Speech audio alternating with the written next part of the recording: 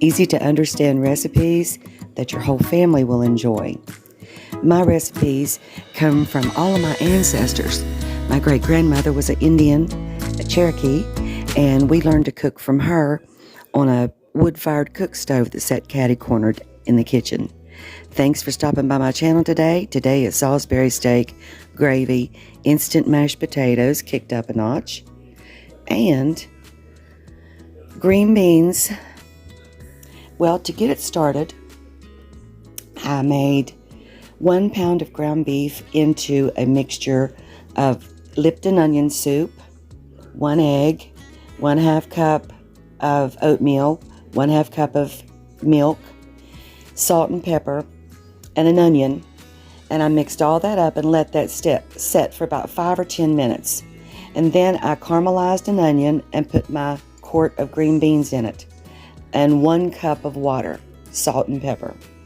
Then I'm greasing my pan where I've let my mix set for 10 minutes, and now I'm forming them into balls, kind of a little football shape, and you put those out onto a greased baking pan, and you're going to bake those in the oven for 25 minutes. And I like to drizzle a little bit of flour on top of mine after I get them all formed into a ball. Pat them down a little bit, and then I drizzle the flour on top, and what it does, it helps them to stick together better. It makes them caramelize on the outside, and it makes the gravy a little bit thicker when it bakes together in a little bit. It gives the texture a little bit more crunch, if you will. It makes them hold together better. I put 3 tablespoons of flour also in the mixture, and that helps them to hold together too. An egg works well, but not as good as the 3 tablespoons of flour.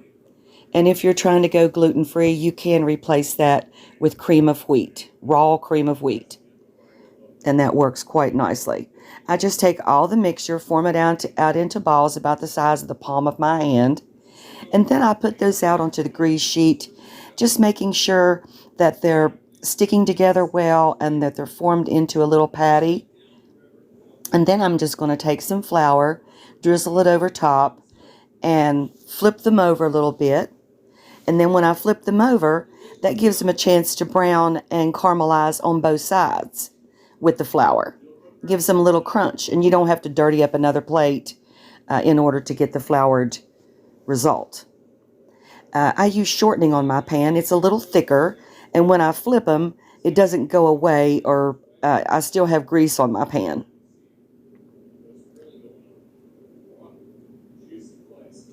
This is a delicious recipe. It's a simple gravy that goes over it. It's not anything really complicated, but it would kind of remind you of the filling inside of a pot pie, kind of, if you will. Something that's clear, almost, very tasty, and when you cook it together, after you put these in the oven and bake them for 25 minutes, then when you make the gravy and put them in a casserole dish and put that in the oven, then all of the flavors of the onion and everything else that's inside of this comes out in the gravy. It's a wonderful result. And then this is also a really good freezer meal.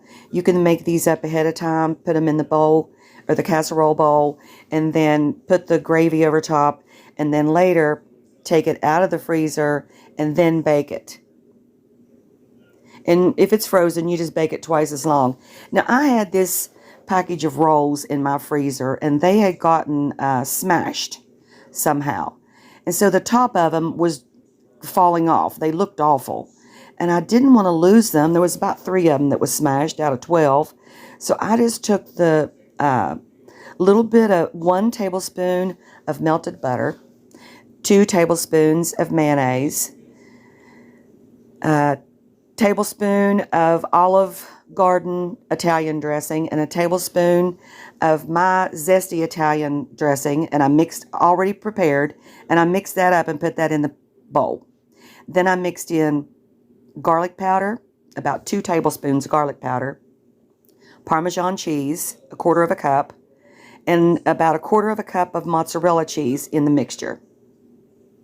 Now I'm going to take 1 heaping tablespoon of this mixture and put it over into the boiling water with my instant mashed potatoes here in a minute to give them a little kick and zest and bring the garlic and Parmesan and all of those flavors out of the dressing into the potatoes. Now it's going to be a mild flavor, so if you want yours to be stronger, you'll have to make more mix. This is only done to use 1 heaping tablespoon of this into the potatoes, and then the rest of this goes on top of those old looking, tired, smashed, delicious bread. I love the rolls. They're yeast rolls. They're fantastic, and they were not cheap. And so I'm just going to save them by putting over top of the ones that look so bad and are all smashed, and we normally would have thrown them in the trash. I'm just going to sprinkle a little paprika in that and spread this over top of those rolls. And then I'll drizzle a little bit more mozzarella cheese on top. And I am here to tell you it is fantastic. The Italian dressing, you can use more of the Italian dressing in your mix if you like the Italian, the taste, the vinegar, the oil. You don't have to use very much butter. I only used 1 tablespoon, and you really don't have to use the butter because the oil in the dressing will make it brown in the oven. Now you just lay it on a baking pan and put it in the oven. Sprinkle your stuff on top. Now I'm doing the instant potatoes. Just boiled some water and putting enough potatoes in there till they look like they're thick enough. A tablespoon of butter, some sour cream, salt and pepper, and 1 heaping tablespoon of the garlic Parmesan mixture. I just use whatever type of dehydrated potatoes they have. It's the cheapest. It doesn't make any difference because by the time you put all this stuff in there, and you can put a little bit of Philadelphia cream cheese, and if you use the cream cheese, it really makes them good. Yummy.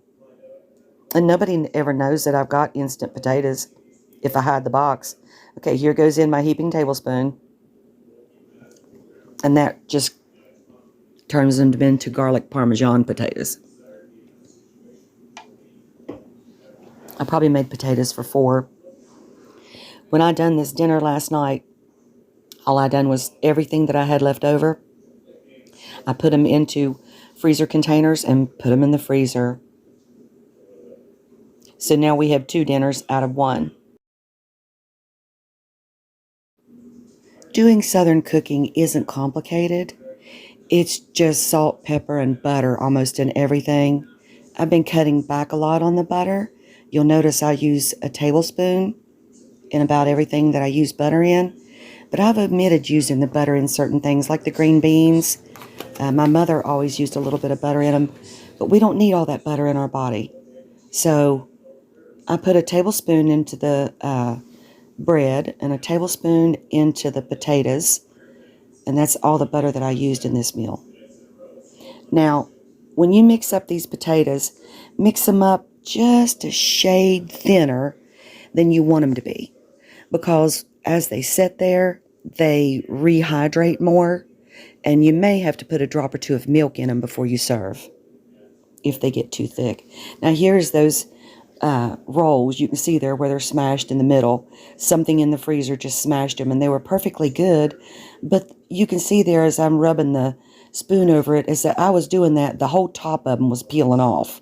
So I just spread that mixture of the zesty Italian dressing mix, Olive Garden, Parmesan, garlic powder. And when I had it all spread over there, I went ahead and sprinkled the whole top of this with garlic powder pretty well. And then I sprinkled it with mozzarella cheese and Parmesan again. And then you bake it in the oven open like this. You don't cover it or wrap it or anything. You want it to crust on the outside and get a little bit hard. And then the inside, your rolls are still perfect. There's always a way to save something, even if it looks like it's ruined, especially out of the freezer. We try not to waste anything around here.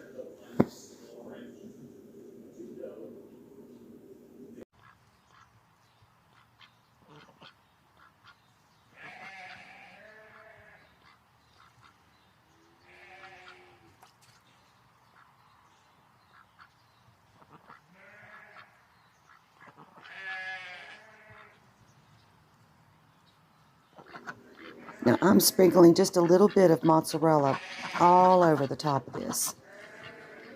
If I had enough garlic Parmesan down the side, I would have put cheese down the side too. It was delicious.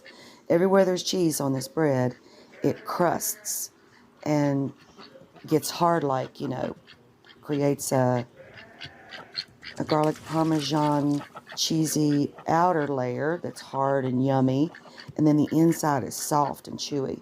Now I'm taking the Salisbury steak out of the oven after 25 minutes and flipping them over and getting ready to put them in my casserole pan. Now that flour that you see on the outside just helps them to get thicker in the gravy that I'm getting ready to make.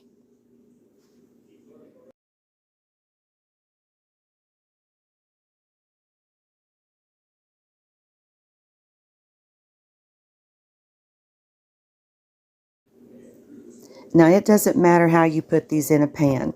We're going to stack them in and then just pour all the gravy over top. Because when they come out, they don't stick together. The gravy is thick and yummy. And the Salisbury steak, you can make as many as you have in your container. They don't have to lay out flat at all. Now, in my pan here, I have water and chicken bouillon. 4 chicken bouillons and 4 cups of water. And I brought that to a boil, and now I'm adding in some cornstarch with onion powder in it. 1 tablespoon of onion powder. Salt and pepper is all I used. Now there's already grease and stuff in the meat. You don't add butter to this. You don't add any more flavoring, just the beef bouillon. And you want it to be semi-thick, kind of like the consistency of the inside of a chicken pot pie, if you will. I like my gravies like this to be clear, so I use the cornstarch slurry. In 4 cups, I use 3 tablespoons of cornstarch in 1/4 of a cup of water. And now it's coming to a boil, and when it comes to a full boil, then it's ready to put into the pan over the Salisbury steak. And we're going to bake these in the oven at 350 degrees for 30 minutes. And when they come out, they will be yummy. The gravy will taste exactly like the inside does. The gravy is delicious over the mashed potatoes and with the garlic Parmesan bread, and the green beans was a great accompaniment to this meal. At this point, I am just simmering and waiting for it to come to a full rolling boil, because that's when it becomes the thickest. And then I can see if I need more cornstarch at this point, then I can add it now in a slurry and make it be thick enough for the whole gravy result in the end. You're going to love this recipe. And it's also good with frozen peas and carrots too.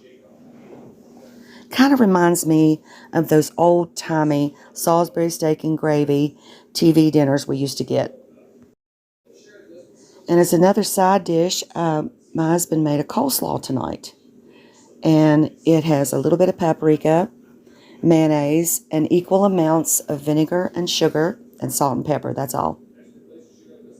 It's really simple to make a southern coleslaw. If it's a lot of cabbage, use 2 tablespoons of vinegar. If it's a cup or more, or cup or so, use 1 tablespoon of vinegar. Now I'm pouring the gravy over top of the Salisbury steak. When it gets thick enough on your spoon that when you wipe it, it doesn't go away. That's thick enough. So then this will go in the oven, and the flour off of those Salisbury steaks, the seasonings that's inside of them will flavor the gravy and make an au jus. It's delicious. You're going to love this. And I separated it out after we finished our dinner last night. Put the other half into the freezer for a freezer meal. I'm dusting the top with a little bit of onion powder, salt, and pepper. And it goes in the oven at 350 degrees for 30 minutes.